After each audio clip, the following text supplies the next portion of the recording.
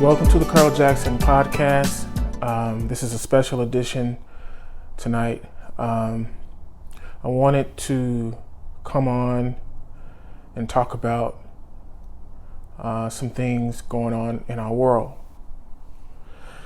As you know, we have been in quarantine for a few weeks, and it's gotten worse. I put a joke on my Instagram page, and the joke goes something like, you've made it through the month of May. Now welcome to level 6 of Jumanji. It feels like a bad dream. It feels like a bad dream. It feels like a complete nightmare right now. And the interesting thing is, we've heard about this stuff. We've talked about it all of our lives.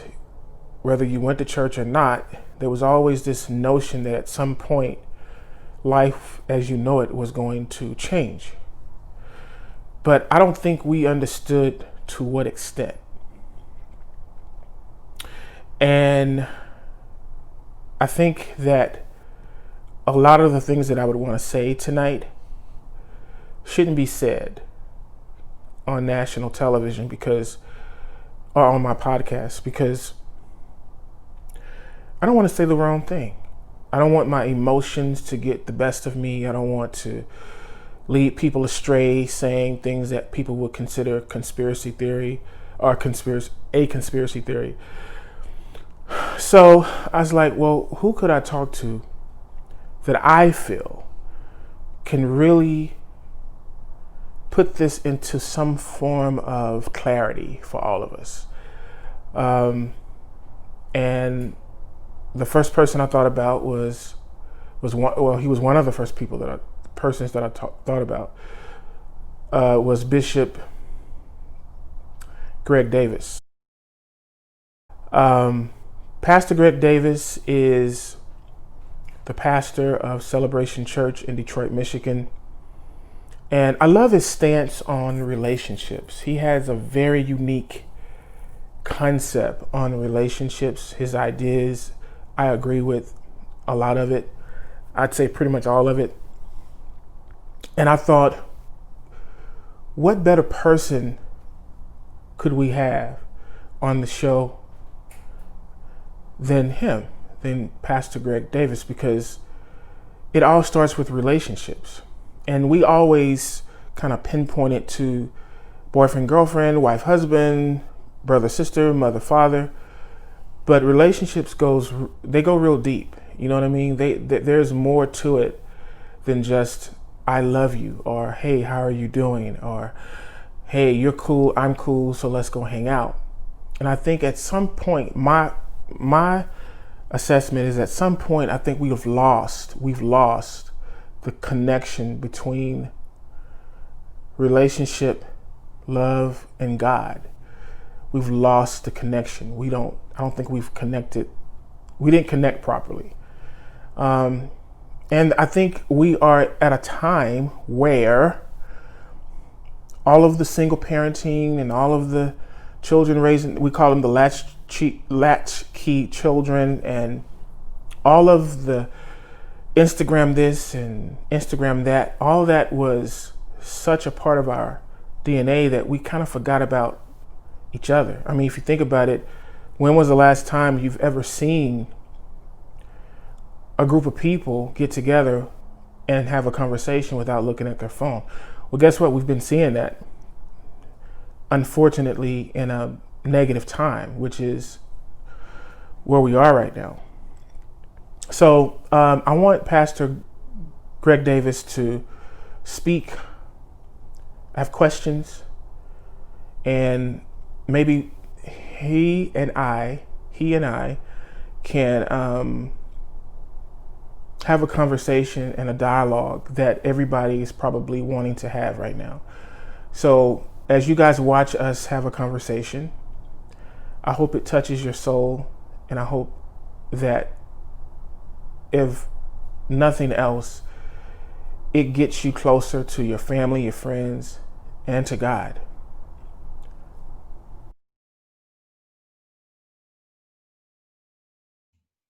Welcome to the Carl Jackson podcast. I'm excited and delighted that you guys are with us today. This is a special edition because of the times that's going on. I wanted to bring in someone that I felt I could have a dialogue with who understands where we are, at least to a certain degree. And he also is someone that I respect as a pastor or bishop, of Celebration Church in Detroit, Michigan. He has a great, amazing stance on relationships. I want him to tackle that as well. But we're going to start with the time. So welcome to the Carl Jackson podcast, Bishop Greg Davis. How are you doing, brother? I'm good, man. Thank you for having me. The sun is shining on both sides of the street in Detroit. And for us, where I'm at, that's a good deal. It's 87 degrees here today. So all is well. Great. So we are in a middle of a pandemic, spiritually, emotionally, and physically. And we've never, at least I haven't. I'm sure I'm a couple days younger than you, but I have never seen anything like this in my lifetime. So I wanted you to be on today because I felt like out of all the bishops that I know of, you're the only one that I could think of in the moment. So I'm going to be very clear that could connect to my audience in a way that they would get it, receive your word. So let's talk a little bit about your perspective of what's going on. First of all, from a natural standpoint, but then what do you see going on with this spiritually? You know, first of all, thank you for having me. I'm honored to be on your platform. You know, I'm a 60s baby, 62. So I was probably 6 years old during the 68 riots and Martin Luther King and all that. So I don't really remember either, even though I'm a tad bit older than you. I read it in history books. We've seen things here and there, but to this extent, not in our lifetime. It's amazing that two things are happening that you would have to be 100 years old to know about a pandemic, because it's over 100 years ago. And at the same time, we went from a pandemic to pandemonia. And Woo! yeah, we went from pandemic to pandemonia. And so as I look at it from a natural eye, it saddens me as an African-American man, whether I'm gray or whether I still have, I'm not dying it, I naturally black, because it's our black men. And it's amazing that one man, and, his family said that if he knew that all this was going on, he wouldn't want it to happen. But in the same token, one man losing his life saying, "I can't breathe." Literally, a police officer that for 20 minutes kept his knee on this man, and it's caused all this. And I think you're too young to remember a tea kettle. And when a tea kettle would get hot, it would whistle, means the pressure would come out of it, the vapors, and it was time. And I think this, what we're looking at, this didn't just happen. This is Right. from years of pressure, from years significantly of people having their knees on us, and we are pinned down saying, "I can't breathe." Then what we saw was so symbolic of our people and what we've had to deal with. No matter, I'm reminded in the Bible of in Babylon, when the people of God were taken to captivity, and Nebuchadnezzar, so ironic, 45, Right. Nebuchadnezzar led them. The people in Babylon, even though they were in captivity, it was not like in the days of Israel, where Pharaoh had them under hard taskmasters in bondage. There was no position. But in Babylon, Daniel, 3 Hebrew boys, all these people, they held position. And then, they held position. Even though they were in captivity for 70 years, they still held position. I didn't know that. Wow. Yeah, they still had position. They read it in Babylon. And then when it was time for them to leave after those 70 years, some of them didn't go back because they had position. Right. And they sold out going back to do the work because the walls were down, the city walls were down, the temple was down, they couldn't worship, so they had to rebuild. So they stayed in their comfortable places in captivity, even though they were free.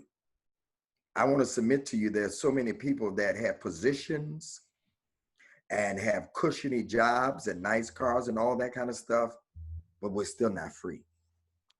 No matter how much they say you their friend, or how much they love you, or whatever the case may be, there are some people that will never see you for who you really are and the color of your skin. And at the end of the day, we all bleed the same color. And so it reminds me of that time spiritually, but emotionally, man, you know, between the pandemic, staying in the house, and then I'm seeing, you know, people out here protesting without masks. And I'm like, it's just a lot. I'll be honest with you. I don't care if you're the bishop or you just a pew member. It's a lot of emotions going on right now, man. It's a lot of emotions. And you can only take so much. TV is in front of me. You can only take so much of it. You have to take doses of it. You have to turn it and get information, because they're going to say the same thing for 30 minutes. You know, for 30 minutes, you're going to get the whole cycle, and then they're going to repeat until you get breaking news. So I have to take but so much, but as I fear for my life, you know, because it's not an age thing. You could be jogging down the street. I'm a runner, I'm a walker, I'm a biker. I fear for my boys. You know what I'm saying? Right. I fear for my girls, because will there be any boys left for them to even, you know, the ones that are not married? I'm saying, or my son-in-law, you know, or my son. So it's a lot of emotions going on. But at the end of the day, I think even we have to be careful. Even we were sharing about our moves right now. To not vote is not the way. And you can sit there and say all day long, it's the lesser of two evils. No, it's not. No, it's not. It's not. The worst thing you can do right now is not to vote and not to go to jury duty. Because if you want to change the system, if you're in court, the jury should look like me. It should look like your peers. That's what they say. But half the time you go to court and you look over there, it don't look like your peers. I'm sorry. I do this. No. So I just go on and on. Go ahead. No. Seriously, just to only interject. I think, you know, today we're recording this on a day that we're having this thing called the blackout, and we kind of hit on it, you know, briefly before we started recording. But I just want to hear your thoughts on that. My thoughts personally is it was a setup. And it was to make sure that we don't go out and vote, or that maybe we forget, or maybe we get sidetracked with this cause, which is an important cause, but we get so sidetracked that we forget to do the work. What's your take? That's my take on it. What's your take? I'm first of all, I'm wondering where it came from, and I did it, but I did it in a different way. I did it in I didn't just thoroughly go black. I put on that vote, go vote. And I put on there register to vote if you're not registered. But for those states that were voting on that day, I said go vote. There are other preacher friends of mine, Rudolph McKissick and others, who posted the different states that are voting in black. And so we have to be careful. Here's what I have an issue with our people, and I want them to hear me clearly, those that are watching and listening. We don't research. We repeat. We're like parrots. We repeat what we hear. You know. Say that again, brother. Say that again. I'm a news watcher, so I get facts. I Google. Google is your best friend. Come on. I Google and I find out facts even from my messages, because I want to make sure that when I'm using my influence to repeat things to people, I'm giving them the facts that I found. And so, did we ask, where did this blackout come from? Why on a day that we should be speaking up? even I hear people repeating things in the news, conspiracy theories and all that stuff, then we're no better than 45 because he reposts. And so I want to plead with us as a people, and I'm not an activist or anything. I'm just somebody that has a little influence God has given me, to get your facts, get information. My grandfather taught me, boy, if they ever want to keep something from you, it's in the book. We don't read. You know, he used to say that to me. And so nowadays, if they want to keep information from you, they just spread it. They just put it on social media, and they lie. They lie. Check your facts out.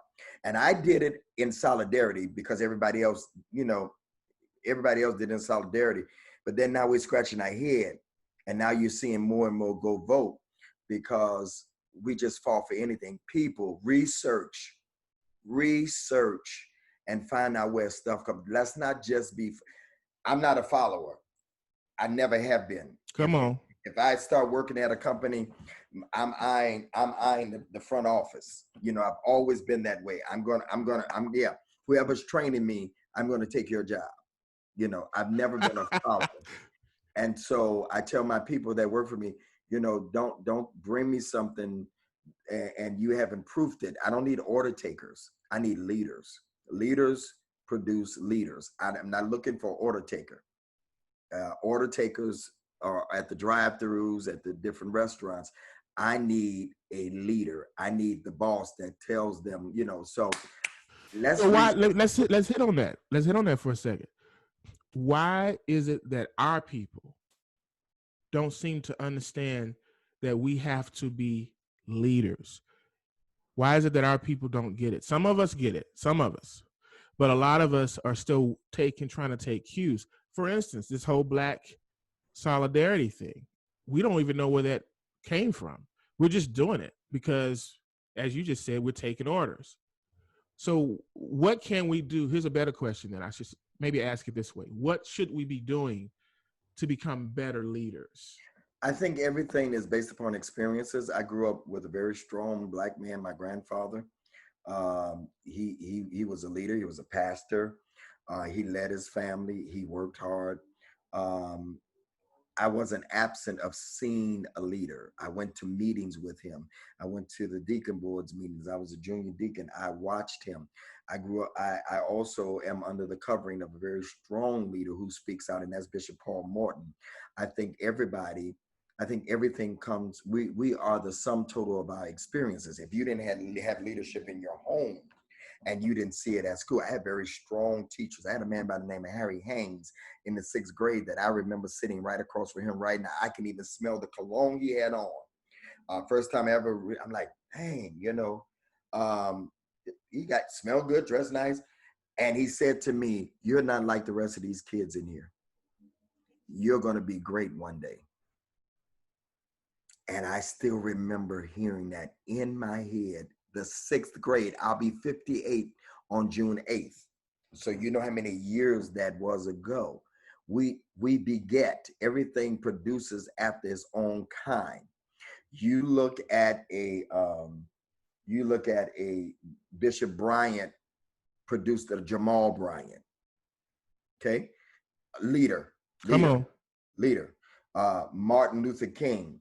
All Bernice and Martin Jr. and Dexter, everything produces that is the law of reproduction. Everything produces after its own kind. And so then this is where mentors come in. If you didn't have it at home, then we have to then begin to mentor our Black brothers and grab them. And we have to go back to the village. You know, back when I was being raised, maybe not in your time, but in my time, if you messed up at school, Mr. Smith, who had this paddle that had holes in it, was going to whop you one time. And then they were going to call home. And then everybody knew it on the way home. And if the neighbors didn't scare the hell out of you, but you're going to get it when you get, because everybody knew it, because it was a village. It takes a village to raise. And so, in those days, it was all right for you to get a paddle in school. They sent you to Mr. Smith. These are real people. I'm calling their name. And so as I'm walking 2 or 3 blocks from school, Everybody know what happened. And by the time my grandfather got home, all I had to do was just fall out on the floor because I know I had the switch ready. We don't have that support system. I learned how to be a man from going to the church on Saturdays with the deacon board, washing cars and just hanging out. And you didn't say much because more is caught than taught. You listen to the old men talk. And now we have podcasts, and we now have mentors. And even through this pandemic, you see more and more people on social media. And I believe that God has us in the house now to give us more knowledge, to give us more spirituality, where we left all that in the church. Now you can just click on, and I'm booked and busy like every day, doing my live show. I got cameras in here and all that kind of stuff, doing my live show daily on Word Network, but people pulling on me just as I am here, and I'm grateful. But this is part of the solution. People like you doing this. We feed every week during this pandemic 1,000 boxes of fruits and vegetables. I'm asking every church to do that. If we just took one square block where every church is, and they take 2 or 3 blocks, man, we could change our neighborhoods like you're doing right here. You're mentoring people through this means. They may not ever. I have people that hit me, say, I can't get to you. They email me and say, just your words on social media, relationship, and all these kind of things have helped me. And so, and all I'm doing is sharing what I started this conversation off with, this answer with, is sharing my experience. That's all the old men did. And then it was handed down. And you would not have to go through the same thing, because leaders are developed in the home first. And then in the halls of school, everybody, you either had good teachers or you had bad teachers. The bad teacher told you, you'll never be nothing. The good teacher then says, I see greatness in you. It's according to what voice you're going to listen to. Yeah, I had a teacher in my 4th grade teacher. I remember this vividly. She used to always tell me, she says, you're going to do big things in life. And she would only talk to me. She was a white teacher. Get this, white teacher, all white class. I was the only black kid in the class. And I used to get, I used to have moments where I dealt with racism, but she would watch me. This one teacher, it was only one. This one teacher would watch me, and she would pour into me. So there is some truth to what you're saying. You only need one. You only need one. And watch this, and then I'm give back. Even the ones tell you that you can't. If you're strong enough, that's your fuel to say you can. As Walt Disney said, you got to make the impossible possible. When you tell me I can't, you just challenge me. Go ahead. Absolutely. No, brother. So I just have a couple more questions for you. I want to pivot into relationships, because one of the things I like about your social media is you say these, I call them little snippets or one-liners with your photos. And by the way, this is probably the most pimpinest bishop I've ever met in my life. This brother takes the best pictures. When I tell you this brother takes the best pictures, he's what are you, modeling or preaching? I do both. I do have a model page too, but I do both. I just like fashion. You have hey, at this age, I want to look like you. So you doing great, man. So, but you talk about relationships, and I love what you say about relationship. A lot of what you say, I'd say 99% of what you say, I agree with. Why do you think, and this to me kind of pivots into the thought of where we are in terms of this pandemic. A lot of it is relationship issues, and it starts with relationships, whether it's brother, sister, husband, wife, co-worker, whatever. But I really want to dive into just a bit about relationship, your stance on it. Why is it, well, not why. I guess the question should be, what is your stance on a great relationship, first between husband and wife, because it starts with the family. But then 2, how do we connect that to our everyday life? I think a great relationship let me tell you what it's not people that just agree with each other all the time, or people that just get along with each other. I believe opposites do attract. I believe too much of anything is suicide. You need somebody to balance you. If I'm a workaholic, then you need somebody that likes to have fun. If I'm serious all the time, then you need somebody to balance you, that likes to joke and laugh to balance you. If I'm a homebody, you need somebody to say to you every now and then, "Come on, let's go out. Come on, enjoy life." If I don't know how to get rest, you need somebody to say, "I know that I am much better. We're better together. I'm much better." Biblically, I believe it says that when a man finds a wife, he finds a good thing, but we always stop there.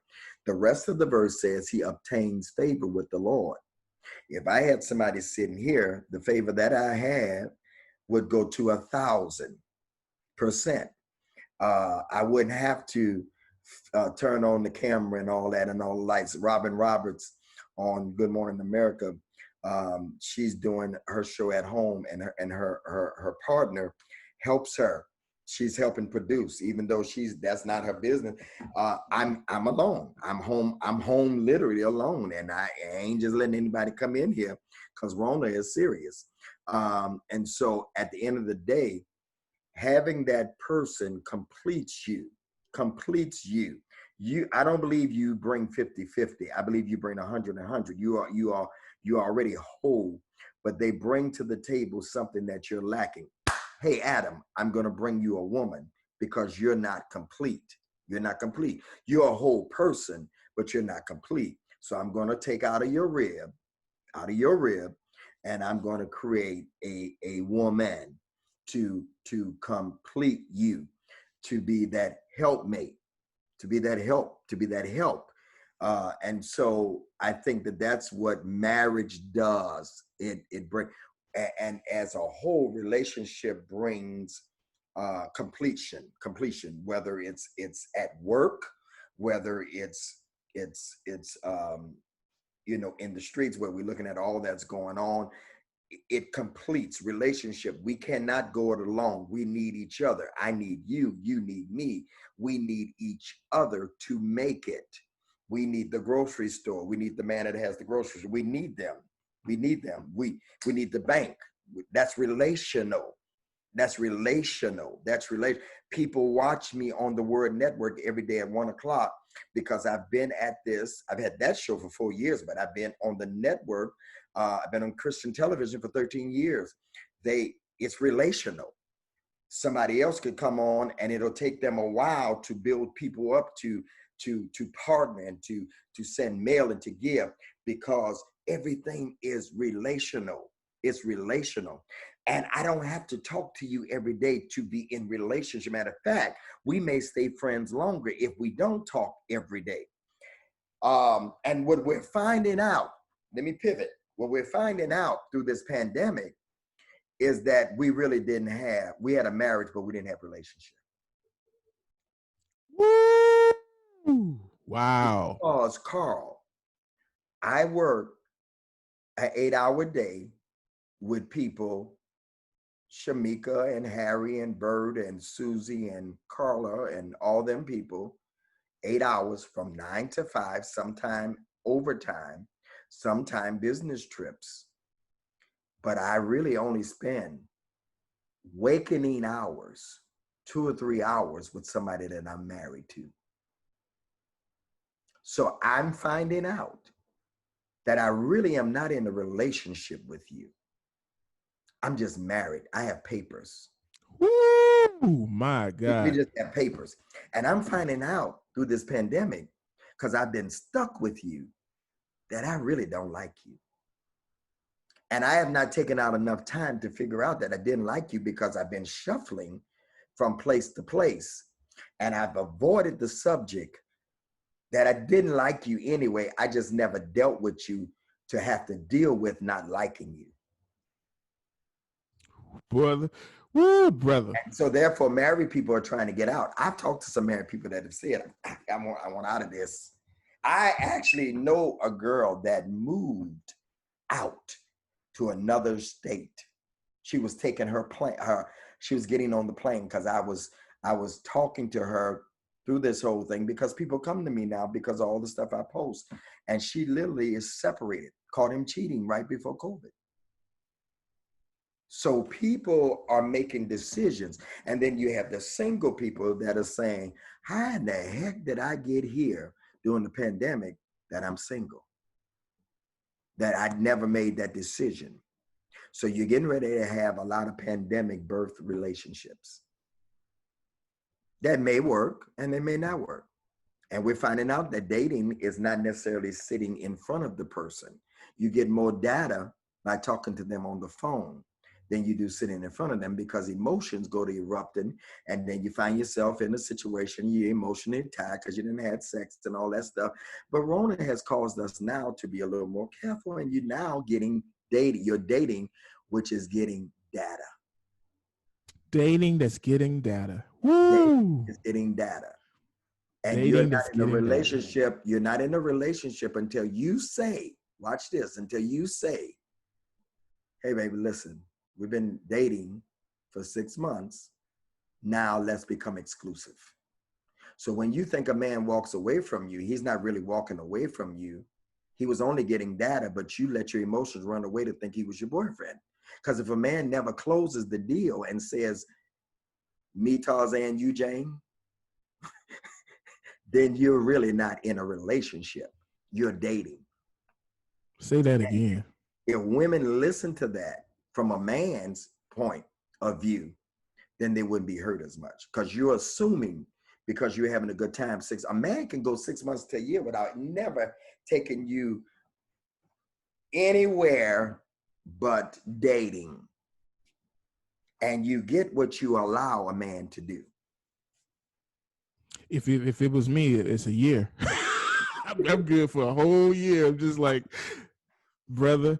But let me ask you this before I let you go, and I thank you for doing this. This was last minute, and I just really appreciate you taking the time to do this. I love the freedom. Let me ask you this. I know you talk about, you and your ex-wife, which is one of the reasons why I liked you, because you're friends with her. We're actually, I don't know when it's been played, but we're actually getting ready to do part 2 with my spiritual daughter on covering, and we're doing it together. We're friends. I love that. Yeah. I love that to a T. And it's for real. And we're not getting back together. Right. But I love it. But one of the things I heard you say in one of your, I think it was on the Word Network, I watched a couple times. I mainly catch you on social media.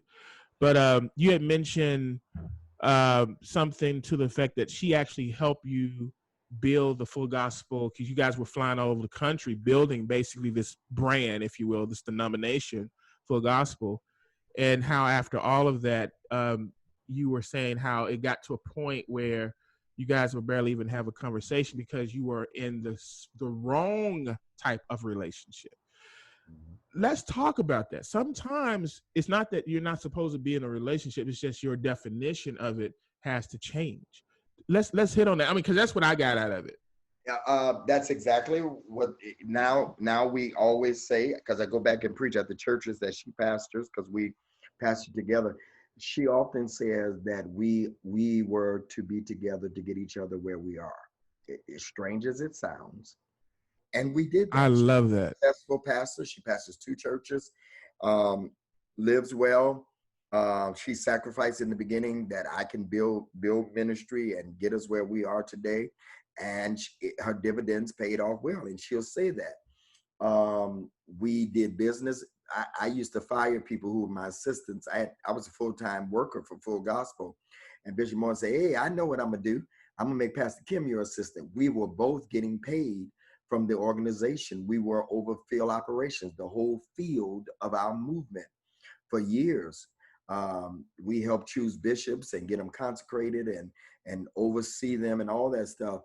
And Even in pastoring, she was my co-pastor. At home, just like this screen is split, that's how offices were, at home, at church, and everything. But we had nothing else. We helped build this great movement. I'm considered one of the 14 founding fathers of the movement, but we had nothing else. That was good for my 20s. I was 28 years old, but that's not good for my 50s.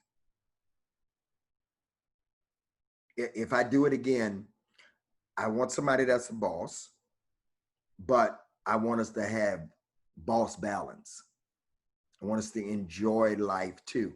And Put that on a t-shirt, boss balance. I know it, right? That's a t-shirt. You need to sell that. Yeah. For couples. Yeah, boss balance, because we had too much to the left. And a good relationship is something that's in the middle of the right and the left. I believe you should work hard, but I also believe you should play hard. You work hard so that you can play hard, even later in life, but as you go. And so we didn't have that. We went on vacations. They were planned. Everything was planned. There was nothing that was spontaneous, you know. Now I want love. I'm a hopeless romantic. I still believe you can be in love and you can have it all. Success and love. So I'm saying to somebody that's watching this, have balance, work hard. But somebody, let me tell you why it was my fault that we didn't make it. Because I was the man and I should have stopped the roller coaster and said, hey, let's focus on us. We focused on kids.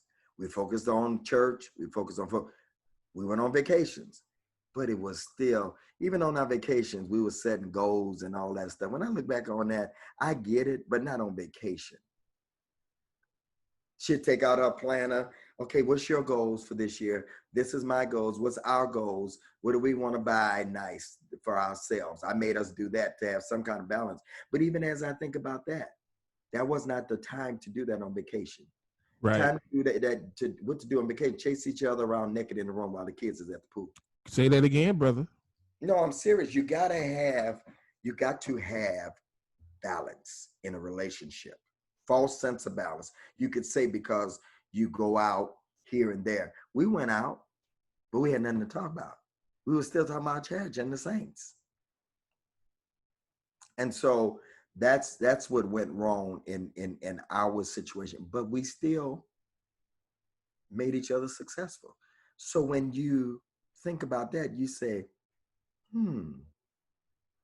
maybe it was still meant to be, because we still got, now, if I had to do all over again, there's a lot of stuff I wouldn't do. And maybe I wouldn't be where I'm at today. I don't know. That's the mystery of the whole thing. The very thing that was a blessing was also a curse. That's a book. That's a book. You done, brother, you done dropped so many gems today. I'm gonna listen to that. I'm gonna watch this myself. You're gonna have to watch this at least 20 times, because man, brother, you said a lot today. So let me ask you this, and I'm gonna wrap this up. This is your third closing, Reverend. Go ahead. I know. No, go ahead. I'm just teasing. I'm good. This is my last question. This is seriously my last question. It's so much that you say that sparks thought. You know what I mean? So much of what you say sparks thought. So, but this is my last question. What can we do if we come out of pandemic? I want to talk about the future. Come out of pandemic. We don't know what this is going to look like, right? We don't know how that's going to flow.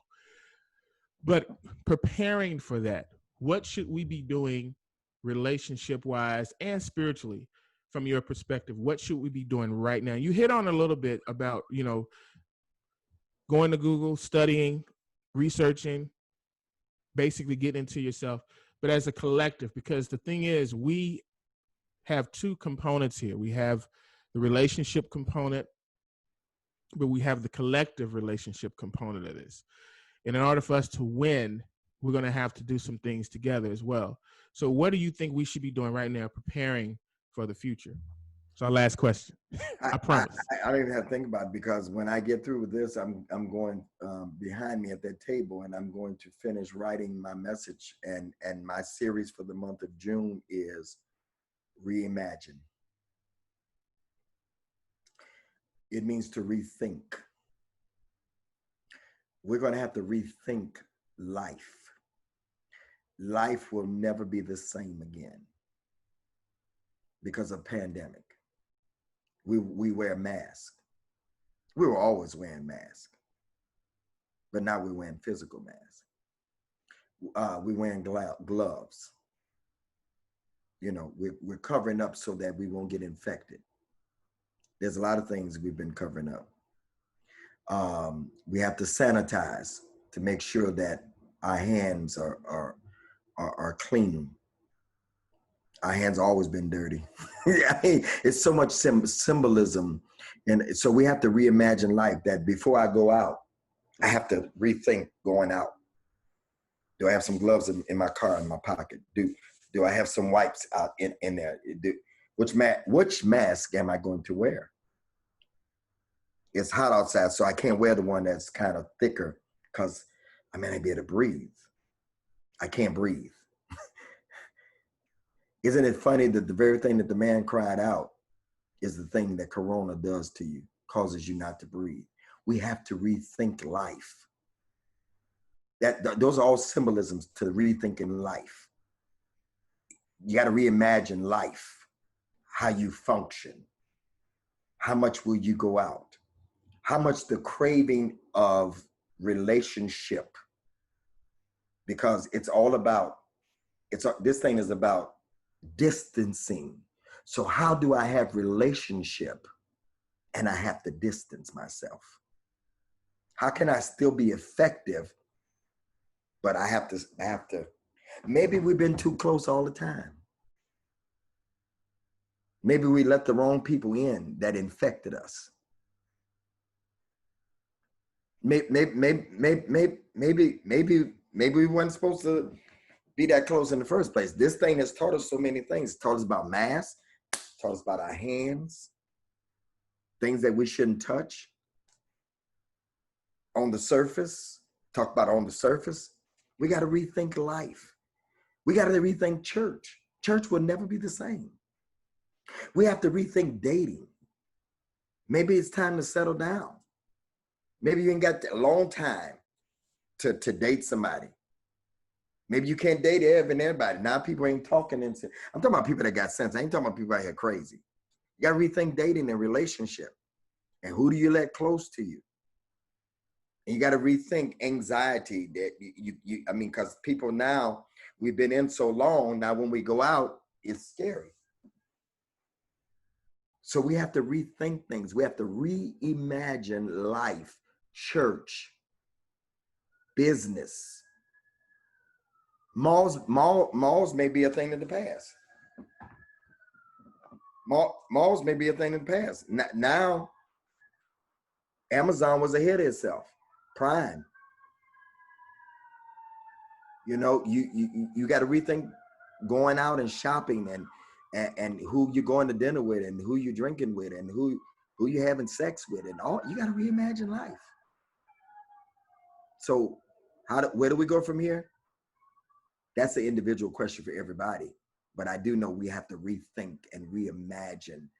Even we have to rethink race relations. You have to rethink race relations and know that sometimes we're tolerated. We're tolerated. We're not really being celebrated. We're tolerated.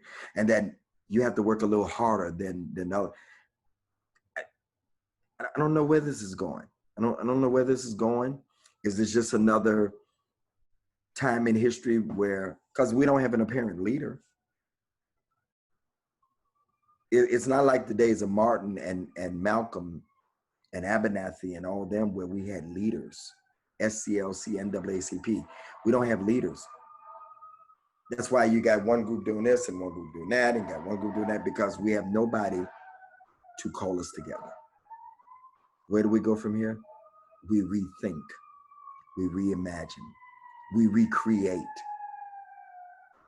But even in the midst of that, as I close, it's the worst of times, but it's the best of times, because we can all start over again, no matter how old you are. Churches are on the same plane now. There's no, everybody's a mega church. Yeah, ain't no everybody make a church now. Everybody. Matter of fact, you better if you only got 100, because you ain't got to worry about how you gonna maneuver these people. They may not ever come back. There's some people that are never going back to the building. They're gonna sit right here where we are right now. Now, instead of turning TV on, I see who's on Facebook to entertain me. I've started a show on Saturday nights. He Said, She Said with Greg and Lola.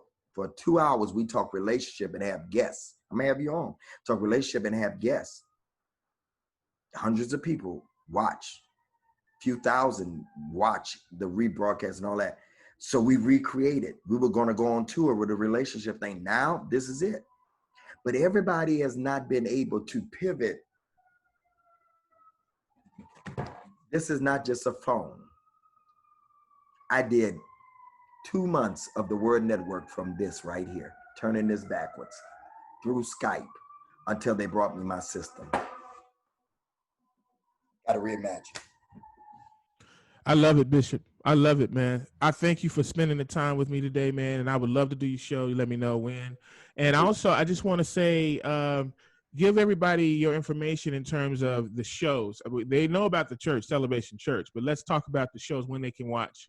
Okay, so you follow me, first of all, When the Right One Comes YouTube channel. When the Right One Comes YouTube channel. There's a couple of hundred little short videos, anywhere from 3 to 5 minutes, talking about every subject you want to think about. Right there on that YouTube channel, Saturday nights from 9 until 11. He Said, She Said with Greg and Lola. We have guests that comes on. We talk relationships, also on Bishop Greg Davis' Facebook page, Periscope, for those that have Periscope. And then, of course, on Instagram is where it really goes down daily, where I post maybe 3-4 times a day relationship quotes on Instagram at Bishop Greg Davis. And come on, be a part of the When the Right One Comes culture. His Instagram posts are, they on fleek. They hot, they popping. Appreciate it, brother. And I'd love for you to come back at some point and talk about relationships, just a whole hour. Maybe we'll have people call in or send in their questions and we just do a live thing. I would love to. All right, brother. Appreciate it, man. Thank you for watching this special edition of the Carl Jackson podcast. There's really nothing else to say. I hope this episode touched you in some way, and I hope it connected with you in some way. And I want to thank Pastor Greg Davis for taking my invitation, or accepting my invitation. And you can get in touch with him by looking at what you probably see right here on the screen. And that's it. Stay safe, people. Stay blessed, stay safe. We're entering a different time. We're entering a new era. And it can be great if we put our trust in the man upstairs, right? Till next time, be blessed.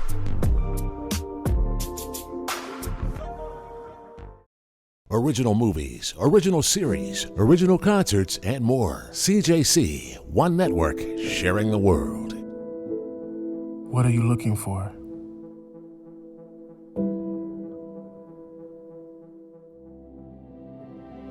Hope.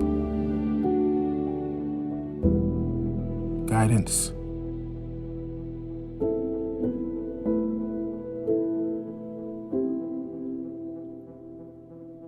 Spiritual enlightenment.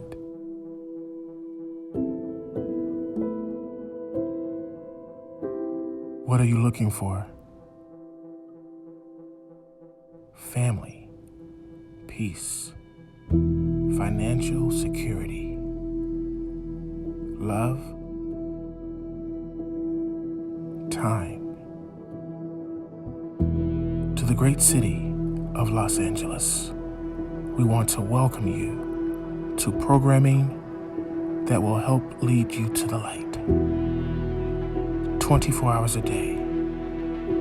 Original movies, original series, music, and more.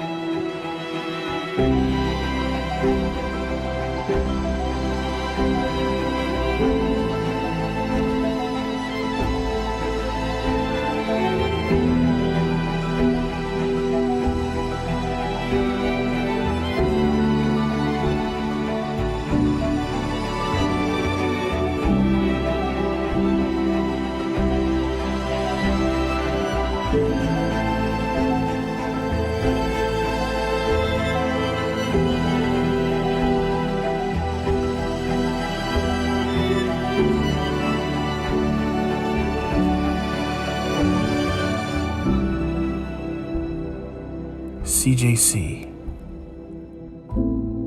Always positive.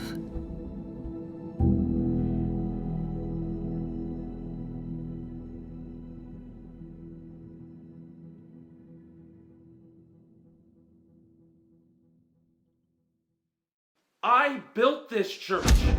You didn't build this church, God built the church.